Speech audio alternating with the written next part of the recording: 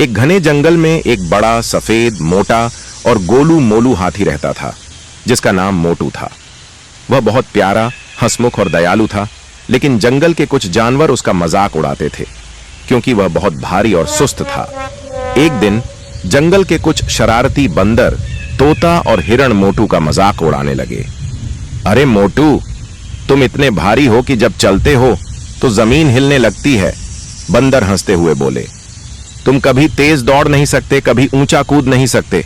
तुम्हारा वजन ही तुम्हारी सबसे बड़ी परेशानी है। तोता चहचहाया।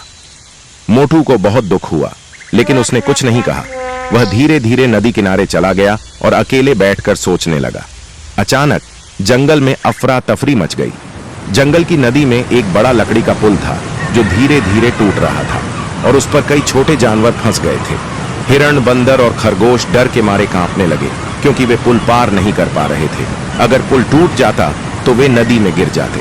मोटू ने दूर से यह देखा और बिना कुछ सोचे तेजी से दौड़ पड़ा। भागो मोटू, कहीं तुम नदी में मत गिर जाना, बंदर चिल्लाया। लेकिन मोटू ने किसी की नहीं सुनी। वह तेजी से दौड़ा और अपने भारी शरीर से पुल को सहारा दिया। अब सभी छोटे जानवर मोटू की पीठ पर चढ़कर सुरक्षित नदी के पार पहुंच गए। जब सभी जानवर सुरक्षित पहुंच गए तो उन्होंने राहत की सांस ली। मोटू, तुमने हमारी जान बचाई। हम गलत थे।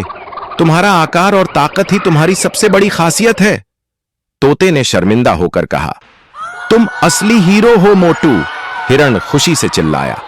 अब कोई भी मोटू का मजाक नहीं उड़ाता था, बल्कि सब उसे सम्मान और प्यार देने लगे। हर किसी की अपनी खासियत होती है। हमें किसी का मजाक नहीं उड़ाना चाहिए, बल्कि एक दूसरे की अच्छाइयों को पहचानना चाहिए।